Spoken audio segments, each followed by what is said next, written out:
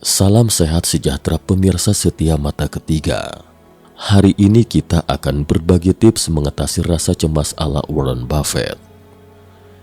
Meski umum terjadi, rasa cemas perlu segera diatasi agar tidak mengganggu aktivitas sehari-hari. Nah, ada beragam cara mengatasi gangguan kecemasan yang perlu diketahui. Dengan begitu, Anda bisa lebih tenang dalam menghadapi situasi atau mungkin mengambil keputusan. Rasa cemas yang muncul sesekali, terutama saat menghadapi situasi yang membuat stres atau khawatir, adalah hal normal dan dapat reda dengan sendirinya.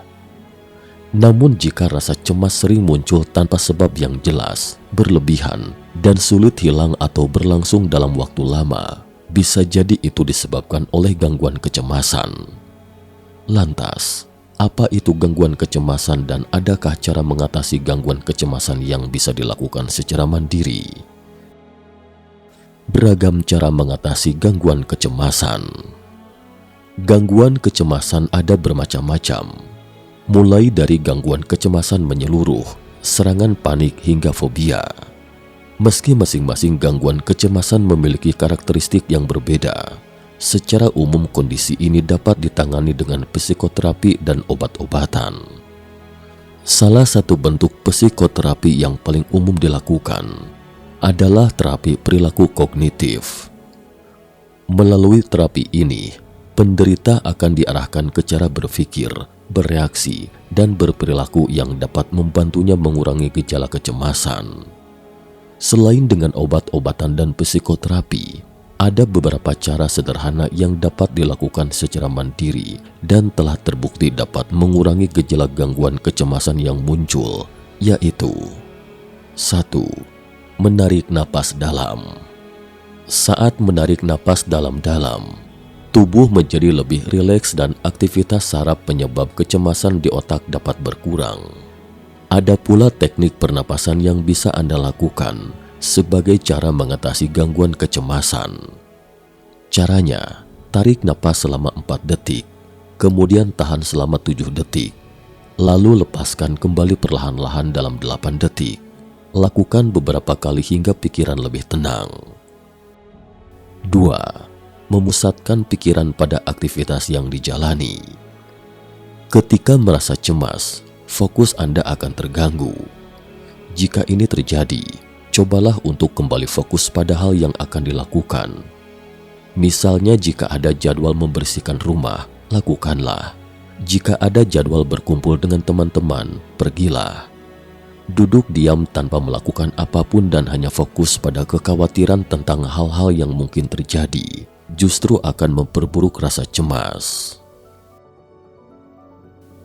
Jangan membandingkan diri Anda dengan orang lain.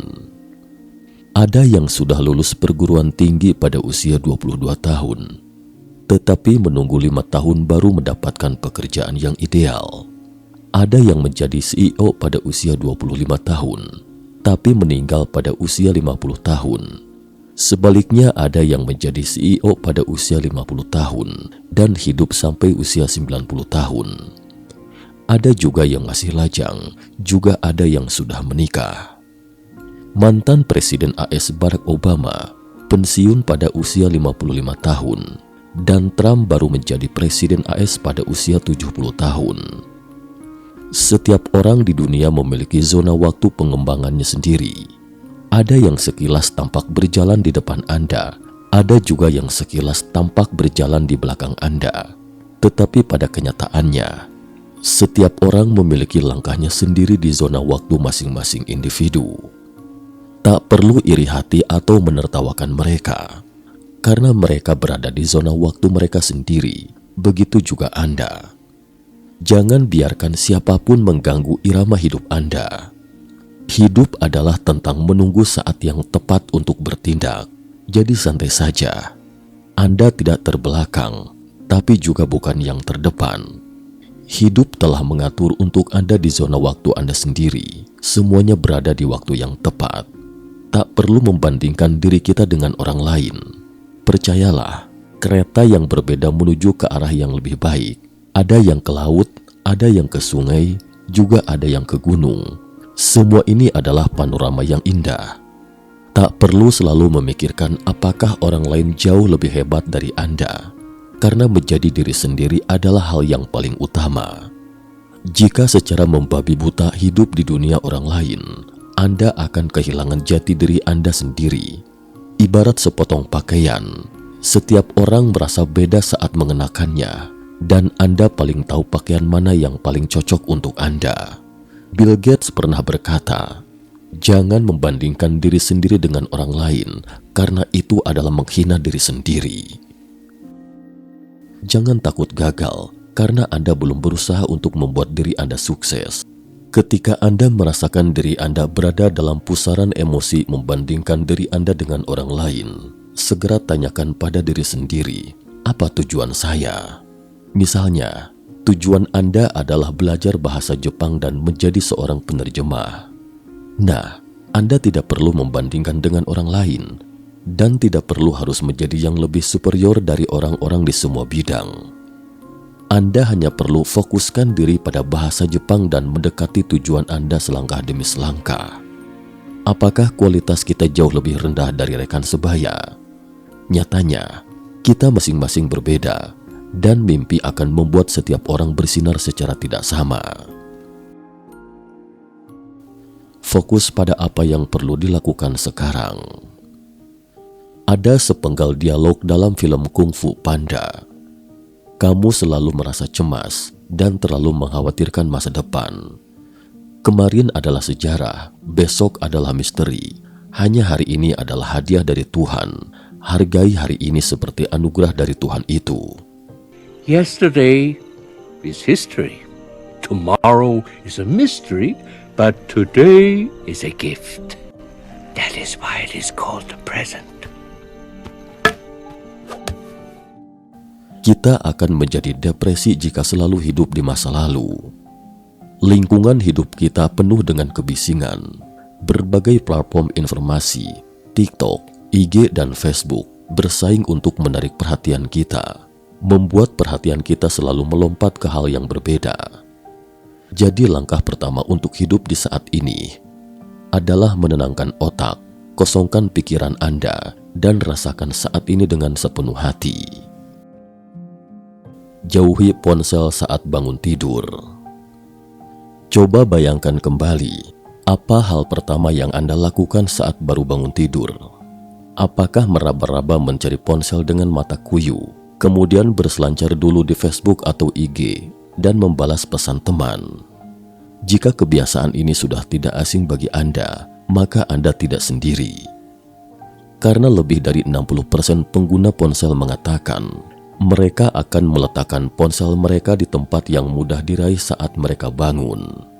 Namun kebiasaan seseorang menggunakan waktu emasnya ini setelah bangun tidur akan menentukan keadaannya sepanjang hari, bahkan pencapaian dalam sepanjang hidupnya.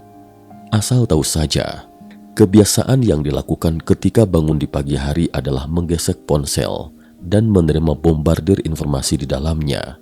Sekilas tindakan yang tampaknya sederhana ini akan mendominasi kondisi Anda sepanjang hari. Anda seakan berkata dalam hati bahwa apa yang ada di ponsel saya ini jauh lebih penting daripada diri saya sendiri. Perasaan takut kehilangan sesuatu inilah yang membuat Anda semakin cemas. Seiring waktu, ini adalah penyakit mental modern, fear of missing out. Seseorang yang mengalami FOMO akan selalu mengecek ponsel tepat ketika bangun tidur, bahkan sebelum tidur seakan tidak mau ketinggalan berita apapun. Lebih peduli dengan media sosial daripada kehidupan nyata, akibatnya muncul keinginan untuk diakui orang lain di dunia maya. Bangun di pagi hari adalah waktu paling terjaga seseorang, jadi manfaatkanlah waktu ini untuk diri sendiri. Jika bisa, matikanlah ponsel atau matikan mode notifikasi sebelum tidur.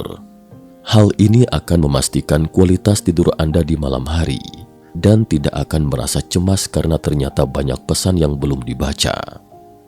Studi menunjukkan bahwa waktu bangun pagi seringkali merupakan waktu di mana seseorang paling fokus dan terjaga. Oleh karena itulah, kegiatan yang paling produktif dan kreatif paling cocok diatur pada waktu ini. Baik itu berolahraga, bermeditasi, menulis karangan, membaca, atau menikmati sarapan pagi. Melakukan rutinitas pagi yang teratur adalah satu-satunya cara untuk membangun rasa percaya diri dan pola pikir yang proaktif. Salah satu kutipan dalam buku Hyperfocus menyebutkan bahwa rentang perhatian seseorang dalam sehari itu terbatas.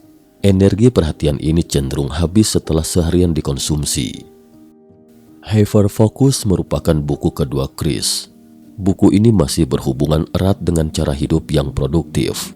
Sesuai dengan passion yang dimilikinya, buku ini terbagi menjadi dua bagian besar, yaitu Hyperfocus dan Scatterfocus.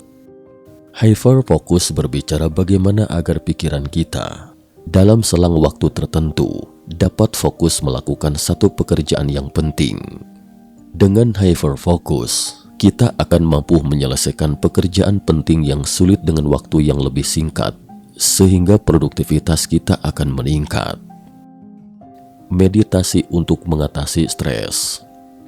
Meditasi dipercaya memberikan banyak manfaat bagi kesehatan fisik dan mental. Selain bermanfaat untuk melatih pernapasan, meditasi juga bisa digunakan untuk mengurangi stres. Dilansir dari Mayo Clinic, meditasi memiliki berbagai manfaat untuk kesejahteraan emosional. Meditasi mengurangi pikiran negatif, meningkatkan kesabaran, toleransi, imajinasi, dan kreativitas.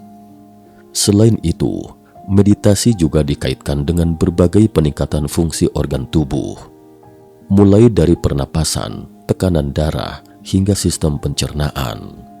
Berbagai penelitian juga menemukan manfaat meditasi yang dapat mengatasi masalah insomnia. Meditasi memberikan reaksi tubuh yang berkebalikan dengan stres, yaitu dengan memicu respon relaksasi tubuh. Ketika mengalami stres, tubuh akan memberikan reaksi dengan cara yang mempersiapkan diri untuk melawan atau berlari. Ini menyebabkan tubuh mengalami ketegangan dan pada beberapa kasus mengganggu fungsi organ tubuh. Misalnya, sakit kepala, gangguan pencernaan, hingga masalah tidur. Meditasi untuk mengurangi stres akan mengembalikan tubuh ke keadaan tenang, membantu tubuh memperbaiki dirinya sendiri, dan mencegah kerusakan fisik yang disebabkan oleh stres. Meditasi juga dapat menenangkan pikiran dan tubuh dengan menenangkan pikiran akibat stres yang memicu respon tubuhmu. Perasaan tenang ini akan membuatmu dapat lebih fokus menangani masalah yang menjadi sumber stres. Meditasi untuk mengurangi stres dapat dilakukan di mana saja, baik di rumah maupun di kantor. Kamu hanya perlu berada di area yang tenang dan tanpa gangguan untuk melakukan meditasi. Kamu juga bisa memanfaatkan aplikasi untuk memandumu melakukan meditasi. Ikuti langkah-langkah berikut untuk melakukan meditasi dengan mudah. 1. Posisikan dirimu dengan nyaman. Sebelum memulai meditasi untuk mengurangi stres, posisikan dirimu senyaman mungkin. Kamu bisa duduk di kursi, duduk bersila di lantai, atau bahkan tidur dengan posisi telentang. Pastikan postur tubuhmu telah tepat dengan punggung berada pada posisi lurus. Jika kamu berada pada posisi duduk dan merasa bahumu merosot, segera luruskan kembali punggungmu. Jika kamu memulai latihan meditasi dengan pemikiran ini, tubuhmu akan terbiasa dengan posisi tersebut saat melakukan meditasi dengan periode waktu yang lebih lama. 2. Tutup matamu dengan perlahan. Setelah berada pada posisi yang nyaman, lihat ke kejauhan dengan tatapan lembut. Lalu perlahan-lahan turunkan kelopak matamu. Jaga agar rahang tetap kendur dan sedikit terbuka, juga agar otot wajahmu juga berada dalam kondisi rileks. Pada tahap ini, tujuanmu melakukan meditasi adalah untuk merilekskan setiap bagian tubuh dari stres. Jika kamu merasakan ketegangan di bagian tubuh tertentu, tarik napas yang dalam dan lepaskan secara perlahan untuk membantu tubuhmu kembali rileks. 3. Singkirkan pikiran negatif dengan latihan napas. Meskipun kamu tidak dapat mengendalikan pikiranmu, kamu dapat mengontrol seberapa besar kekuatan pikiran tersebut terhadap dirimu. Ini bukan berarti kamu harus mengabaikan atau menekannya, tetapi menjaga diri untuk tetap tenang dalam menghadapi pikiran tersebut. Lakukan meditasi dengan teknik latihan pernapasan untuk mengurangi stres dan menjaga pikiranmu tetap tenang. Belajar melakukan ini selama latihan meditasi dapat membantumu melepaskan pikiran yang mengganggumu. Untuk tips meditasi selengkapnya, bagi teman-teman yang tertarik bisa mencari tahu di internet. Sekian dan terima kasih atas perhatiannya.